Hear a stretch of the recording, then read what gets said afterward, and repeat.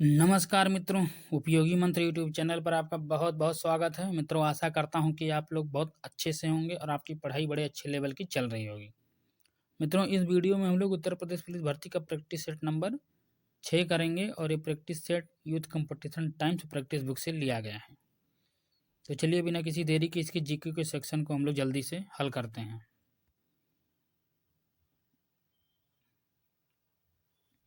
पहला प्रश्न है, भारत के संविधान में निम्न में से किसके विरुद्ध अभियोग चलाने का प्रावधान नहीं है? तो भारत के संविधान में भारत के राष्ट्रपति, उपराष्ट्रपति और भारत के मुख्य न्यायाधीश के खिलाफ अभियोग चलाने का प्रावधान है, जबकि राज्यपाल के लिए भारतीय संविधान में ऐसा कोई आर्टिकल नहीं मौजूद है। तो ऑप्शन नंबर बी सही हो जाएगा, ऑप्शन नंबर बी। और राज्यपाल राष्ट्रपति के प्रसाद पर्यंत पद धारण करते हैं। अगला प्रश्न देखते हैं, कंप्यूटर में डाटा का किस रूप में भंडारण होता है? तो कंप्यूटर में डाटा बाइनरी रूप में भंडारित होता है। बाइनरी संख्या 0 तथा 1 से मिलकर बनी होती है और बाइनरी संख्या को द्विआधारी संख्या भी कहा जाता है। तो इसलिए ऑप्शन नंबर डी सही हो जाएगा, ऑप्शन नंबर डी। अगला प्रश्न देखते हैं, संविधान के किस अनुच्छेद के प्रावधानों के अंतर्गत भारत सरकार ने भारत रत्न और पद्मश्री को प्रारंभ किया?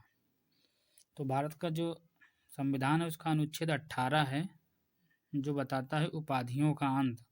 उसी की 18(1) में कहा गया है कि राज्य, सेना तथा विद्या संबंधी सम्मान का प्रावधान कर सकती है। आर्टिकल 15 धर्म, मूल, जाति, लिंग इसके आधार पर कोई भेदभाव नहीं करेगा, ये बताता है। 16 बताता है लोक नियोजन में सबको समान अवसर दिया जाएगा और 17 बताता है छुआछूत का अंत होना चाहिए, अस्पृश्यता का अंत। अगला प्रश्न देखते हैं, भारत में कृषि आयकर लगाया जा सकता है? देखिए, भारत में कृषि आयकर राज्य सूची का विषय है, तो अतः राज्य सरकारों द्वारा ही लगाया जा सकता है। ऑप्शन नंबर बी सही है। अगला प्रश्न देखते हैं, निम्नलिखित में कौन एक द्रव्यता अनुपात है? द्रव्यता का मतलब द्रव्यता अनुपात करंट रेशियो को कहते हैं। तो इसमें जो है ऑप्शन नंबर बी सही हो जाएगा, चालू अनुपात। द्रव्यता अनुपात का मतलब ये होता है कि इससे कंपनी की कुल चालू परिसंपत्तियां और उनकी जो देयताएं हैं उसका जो अनुपात होता है वही करंट रेशियो कहलाता है। अगला प्रश्न देखते हैं, भारतीय संविधान के अंतर्गत निम्नलिखित में से कौन एक मौलिक कर्तव्य नहीं है? तो भारतीय संविधान में लोक चुनाव में वोट डालना ऐसा कोई मौलिक कर्तव्य मौजूद नहीं है, तो ऑप्शन नंबर ए सही हो जाएगा। और कुल 11 मौलिक कर्तव्य मौजूद हैं। अगला प्रश्न देखते हैं, निम्नांकित में से किस क्रांति ने तिलहनों के उत्पादन में वृद्धि की? मतलब किस क्रांति से तिलहन के उत्पादन में वृद्धि हुई? तो भारत में जो है पीली क्रांति इसको कहते हैं, ऑप्शन नंबर डी। श्वेत क्रांति दूध उत्पादन से संबंधित है, हरित क्रांति खाद्यान्न और स्वर्ण क्रांति बागवानी से संबंधित है। अगला प्रश्न देखते हैं, कौन सा भोजन तुरंत शक्ति प्रदान करता है? तो ग्लूकोज जो होता है ये तुरंत शक्ति प्रदान करता है, ऑप्शन नंबर डी सही हो जाएगा। अगला प्रश्न है, उत्तर प्रदेश की बहुप्रतीक्षित वन डिस्ट्रिक्ट वन प्रोडक्ट के ई कॉमर्स से जोड़ने हेतु उत्तर प्रदेश सरकार ने किस कंपनी के साथ समझौता किया है? तो one district and one product के लिए अमेजन से समझौता हुआ है, ऑप्शन नंबर बी सही हो जाएगा। अगला प्रश्न देखते हैं, निम्नलिखित में से कौन सा जिला भारत की अंतर्राष्ट्रीय सीमा पर है? तो अंतर्राष्ट्रीय सीमा पर है हिमाचल प्रदेश का किन्नौर जिला, ये चीन तिब्बत सीमा पे स्थित है, ऑप्शन नंबर सी सही हो जाएगा। अगला प्रश्न देखते हैं, मोनोजाइट किसका अयस्क है? तो मोनोजाइट ये थोरियम का प्रमुख अयस्क है, ऑप्शन नंबर बी सही हो जाएगा। और भारत में विश्व का 75% थोरियम पाया जाता है। अगला प्रश्न देखते हैं, निम्नलिखित किसके शासनकाल में मुगलों और मराठों के बीच द्वंद्व प्रारंभ हुआ? तो ये औरंगजेब था, ऑप्शन नंबर डी सही हो जाएगा। अगला प्रश्न देखते हैं, ये 2021-22 करंट अफेयर, इसको हम लोग स्किप करते हैं। अगला प्रश्न, एक सहकारी समिति के गठन के लिए न्यूनतम कितने सदस्यों की आवश्यकता होती है? तो एक सहकारी समिति के गठन के लिए न्यूनतम 10 सदस्यों की आवश्यकता होती है। ऑप्शन नंबर डी सही हो जाएगा। अगला प्रश्न देखते हैं, पश्चिमी घाट क्या है? तो पश्चिमी घाट पहाड़ों का ढलान है। ऑप्शन नंबर सी सही हो जाएगा। और ये मध्य प्रदेश महाराष्ट्र और गुजरात सीमा से प्रारंभ होकर एकदम दक्षिण वहाँ तमिलनाडु कन्याकुमारी तक जाता है, और इसकी लंबाई उत्तर से दक्षिण 1600 किलोमीटर है। अगला प्रश्न देखते हैं, अपने स्वयं के प्रयोग के लिए मालिक द्वारा लिए गए वस्तुओं के मूल्य को किस खाते में क्रेडिट किया जाएगा?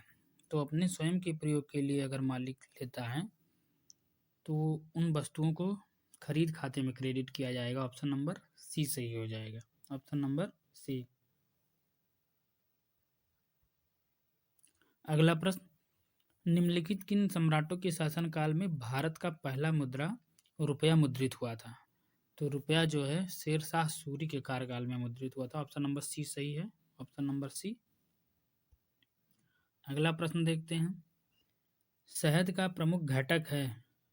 तो शहद का प्रमुख घटक फ्रक्टोज है, और फ्रक्टोज जो है ये फलों की शर्करा होती है, और फ्रक्टोज सबसे मीठी शर्करा भी होती है। तो ऑप्शन नंबर डी सही है। अगला प्रश्न देखते हैं, निम्नलिखित में से कौन सा राजस्व व्यय का एक उदाहरण है? ये सरकार के उन व्यय को राजस्व व्यय के अंतर्गत रखा जाता है जिससे सरकार की ना तो उत्पादन क्षमता का विस्तार होता है, ना ही भविष्य के लिए अतिरिक्त आय सृजित होती है। यानी कि राजस्व व्यय की जो प्रकृति होती है वो गैर विकासात्मक होती है। जैसे मशीनों की मरम्मत है, सरकार सब्सिडी देती है, तो इससे सरकार को कोई आय नहीं प्राप्त होती है। तो इसमें जो है ऑप्शन नंबर सी सही हो जाएगा। एक प्रिंटर की मरम्मत, ये जो है राजस्व व्यय का उदाहरण है। अगला प्रश्न देखते हैं, निम्नलिखित किसमें कार्बन नहीं होता? निम्नलिखित में से किसमें कार्बन नहीं होता है? तो डायमंड, ग्रेफाइट तथा कोयला तीनों कार्बन के अपरूप हैं, तो इनमें से कोई नहीं हो जाएगा। Option number D. अगला प्रश्न देखते हैं, उत्तर प्रदेश में किस जिले में सर्वप्रथम सोलर ऊर्जा संयंत्र प्रारंभ किया गया? तो उत्तर प्रदेश के अलीगढ़ में हरदुआगंज एक जगह है, वहाँ पे 660 मेगावाट सोलर ऊर्जा संयंत्र प्रारंभ किया गया था, और इस संयंत्र का निर्माण जापान की एक कंपनी है तोशिबा, उसने शुरू किया था। तो ऑप्शन नंबर सी सही हो जाएगा। ऑप्शन नंबर सी।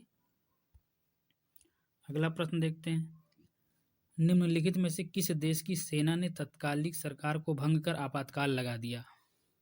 तो ये थोड़ा पुराना करंट अफेयर है, सूडान की बात हो रही है। ऑप्शन नंबर डी सही हो जाएगा। Option number D. अगला प्रश्न है, सरकारी स्कूलों में किस कक्षा तक के सभी छात्रों के लिए हरियाणा सरकार ने मुफ्त शिक्षा की घोषणा की है?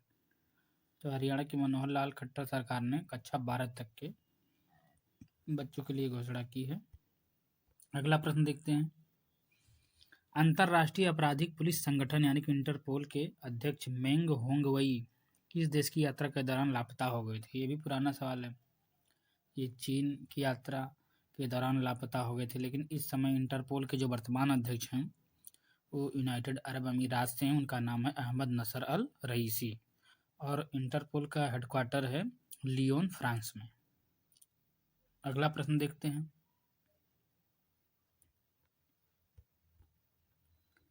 निम्नलिखित में से किस देश ने अंतरिक्ष मलबे शमन प्रौद्योगिकियों के परीक्षण और सत्यापन के लिए सिजियान 21 उपग्रह का सफलतापूर्वक प्रक्षेपण किया? तो ये भी चाइना है। Option number A. अगला प्रश्न, निम्नलिखित में से कौन सा लैंग्वेज पैस्कल से प्राप्त सिस्टम प्रोग्रामिंग लैंग्वेज है एवं रक्षा एप्लीकेशन के लिए अभीष्ट है? तो ये है एडा। Option number D. अगला प्रश्न देखते हैं, विटामिन सी का सबसे उत्तम स्रोत कौन सा है? तो विटामिन सी का सबसे उत्तम स्रोत आंवला है। Option number B. अगला प्रश्न देखते हैं, निम्न में से कौन सा अंतर्राष्ट्रीय विकलांग दिवस के रूप में मनाया जाता है? तो अंतर्राष्ट्रीय विकलांग दिवस के रूप में 3 दिसंबर। Option number B. 3 दिसंबर को अंतर्राष्ट्रीय विकलांग दिवस मनाया जाता है। अगला प्रश्न है, किसने बंगाल में स्थायी उपनिवेश की शुरुआत की? तो बंगाल में स्थायी उपनिवेश यानी कि स्थायी बंदोबस्त की शुरुआत लॉर्ड कॉर्नवालिस ने किया था। उनका कार्यकाल 1786 से 1793 था। और लॉर्ड कॉर्नवालिस को भारत में नागरिक सेवा का जनक भी माना जाता है, तो ऑप्शन नंबर डी सही हो जाएगा। अगला प्रश्न, बीसीजी टीका किसके विरुद्ध रोग प्रतिरोधक शक्ति प्रदान करता है? बीसीजी का टीका टीबी के विरुद्ध रोग प्रतिरोधक शक्ति प्रदान करता है, यानी कि ट्यूबरकुलोसिस। ऑप्शन नंबर बी सही है। अगला प्रश्न देखते हैं, महात्मा गांधी ने निम्नलिखित में से किसे अपना राजनीतिक गुरु माना था? तो गांधी जी के राजनीतिक गुरु थे Gopal Krishna Gokhale. Option number B सही है। और ये जिन्ना के भी राजनीतिक गुरु थे। अगला प्रश्न देखते हैं,